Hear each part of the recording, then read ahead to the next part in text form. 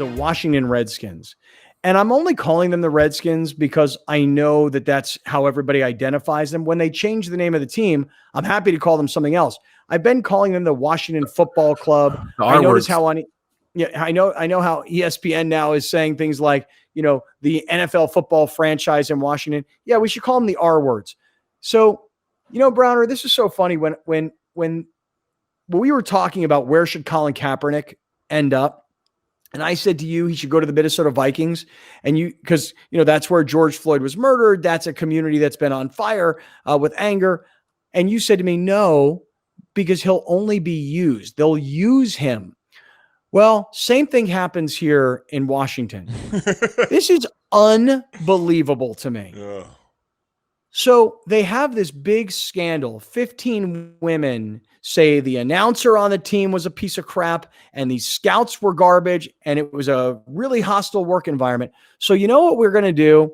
Not only are we going to change the name of the team because we finally have felt the pressure and we realize that America is a changing place. So fine. Okay, fine. After years of defiance, I will finally change the name of the team. But after 15 women claim that they were in a very sexually hostile work environment, what is the first thing that they do? They hire a female to be in the broadcast booth. Now, I don't know anything about this woman. I don't know anything about her career. I'm sure based on the fact that they've hired her, she must have credentials that she's covered the team, what have you. I'm not really sure. I don't know anything about her. I haven't Googled her. Alex, maybe you can Google her and we can just see her resume really, really quickly. This is not a knock on putting a woman in an NFL broadcast booth. This is a knock on being so obvious that you're putting a woman in an NFL broadcast booth the following week. Remember, the story about the Redskins, the R words, the story about this team broke last Thursday. Today is Tuesday. They got Larry Michaels, the guy who was the voice of the team. He retired. Turns out he was part of the problem. And what do?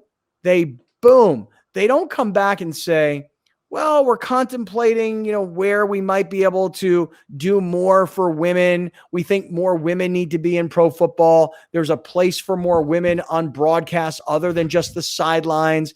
Not everybody has to be Erin Andrews. Let's take this woman and let's put her in the booth.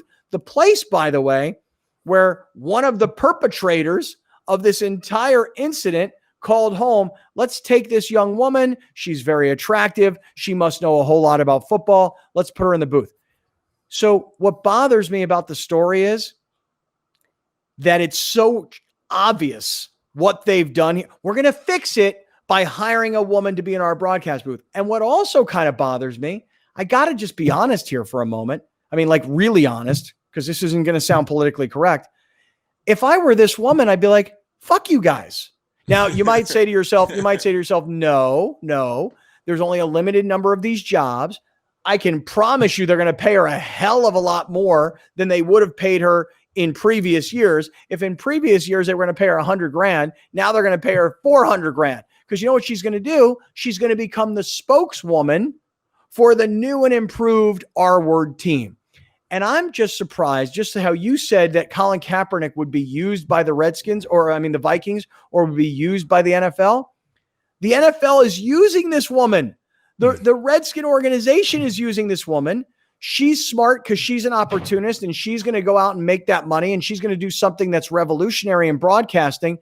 But it's so blatantly obvious. The New York Yankees have had a female play-by-play announcer forever. Her name is Susan Waldman, and she's very well respected, and that's revolutionary. Okay. When ESPN hires Pam Ward to be a play-by-play person for a college football game, that's revolutionary. This right here is they need to clean up a mess. I grant you she's looking for an opportunity she might not have had, but man, it just seems like such an obvious sellout. And I'm telling you, they'll wind up paying her a whole lot more money.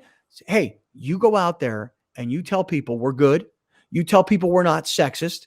You tell people that we've given opportunity. I mean, I'm surprised they didn't find a Black, Asian, Hispanic, Jewish woman Just put it all into one person. I mean, I don't know how you guys feel about it. Maybe I'm going off on the wrong subject here and the wrong tangent, but I'm just telling you, the NFL looks stupid.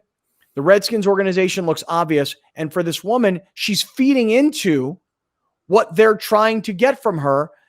And instead of saying we hired the best play-by-play person, which she may be, and God willing, I hope she is. She's not doing play-by-play. Well, whatever she's doing, she's in the booth. I mean, what is she going to play analyst now? I mean, possibly.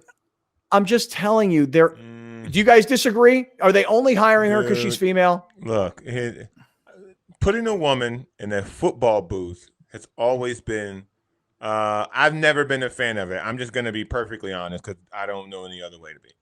I've never been a fan of it because a woman hasn't played football. And so there's a certain level of expertise that is required to do play-by-play. Why? Why is that? Why? I don't buy that at all, dude. I know, right? Ian Eagle never played. Ian Eagle never played football. Okay, Jim Nantz never played football.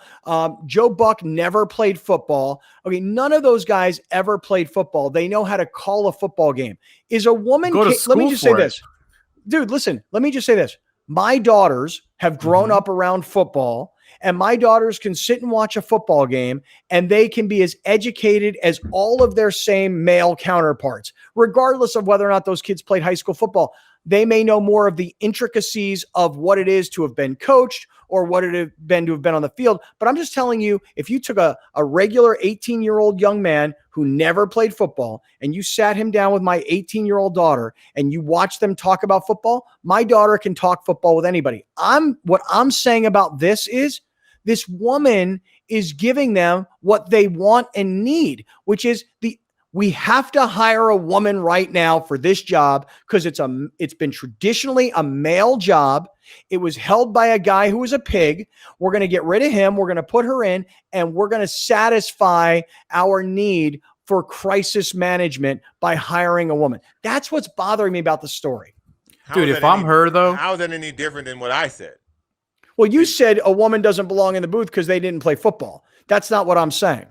I'm saying that the sellout here is that the Redskins needed a female to be in the booth because that solves their problem that they're a bunch of sexists.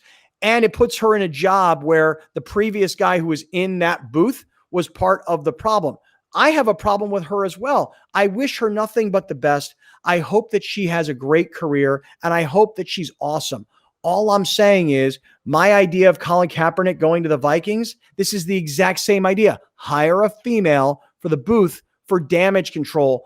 I'm not saying she hasn't earned it. Maybe she's awesome. I don't know anything about her career.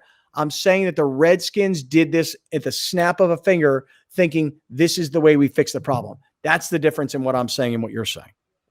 But if she's taking the job, obviously because this is an opportunity that arose, even though she may know the context in taking the job, that this job may have never been available to her. But because of this particular circumstances, now it is available. That sounds like a sellout.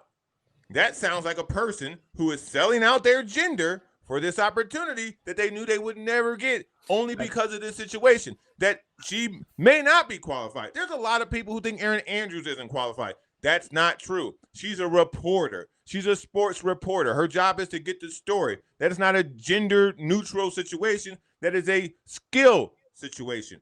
This particular position that she acquired would not have been available if this guy wasn't out here being a creep to women. So for her to have gotten this position through this particular circumstance, it doesn't look good for anyone. Let me ask you guys a question. Let me ask you a question. I don't know anything about her career. Alex, again, maybe you could pull up her resume and I could actually learn a little something here. 10 years NBC Washington pre and post game show for the R words for the last 10 years. All right. So she's been around the franchise. She knows the organization. She's followed it as closely as anybody. She's a qualified sports broadcaster. Okay. But why did they give her this position?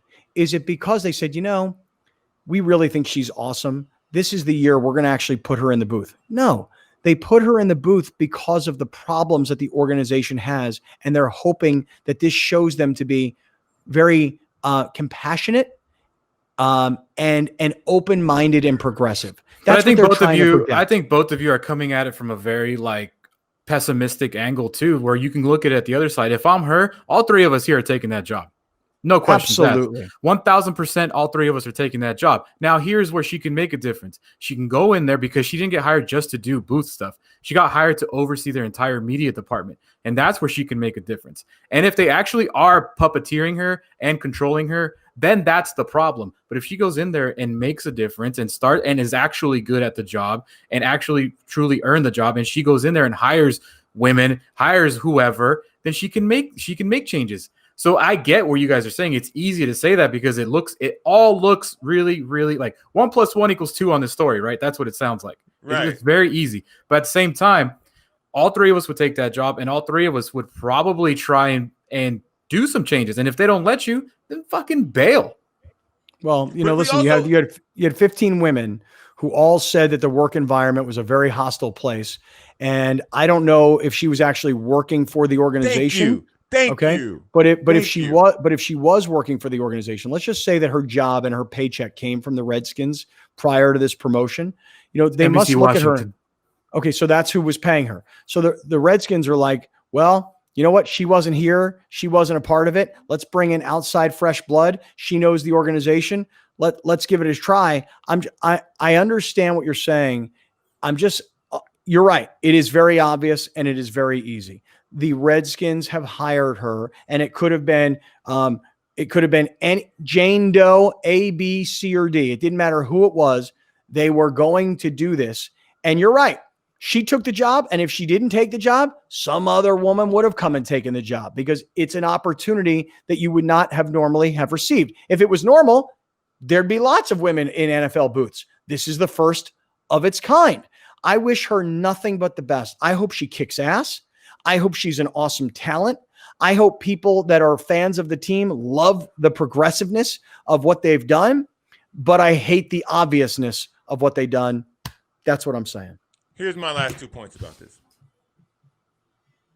If she was around the organization, if she had worked for a team someone who covered the team for 10 years, you mean to tell me of 10 years of being around the Washington Redskins, she didn't know some of this was going on? She didn't get a hearsay here or a whisper here? Because you got to remember, there was a report published previously about the cheerleaders basically being pimped out in Cancun at one point. Did she not know about that at the time? So when you bring a person who is still in the orbit of the team and you're going to tell me they didn't know about this and now they're going to make sure that they go forward without any of this happening, I'm skeptical of that. Number 2, when you give a woman this type of job, you have to be built for this. I don't think the Redskins are built for this because you're not going to be able to criticize this woman. If she's not good at the job, I don't know that. I can't say she is. I can't say she isn't. But if she's not good at the job, you're not going to be able to criticize this woman because then you'll get way more backlash for giving a woman a job. And then it turns out maybe she wasn't qualified or wasn't ready for that job. And then she has to deal with scrutiny. You have to deal with scrutiny. If you would have done it the right way and went through the proper steps and hired the right person, you wouldn't have been in that situation to begin with. Maybe she is the right person. Maybe. I don't know. But I just know that for me, what bothers me is that it's so immediate, that it's so obvious. I'm trying to give an example. It's too immediate. There was another example of okay, it was I want to say like the Pac-12 conference, or maybe it was one of the universities within the Pac-12. They, not long after all the social unrest, they hired an African-American gentleman to become the president of the university. I'll have to go research this, but my point is they did it like, see, look at us.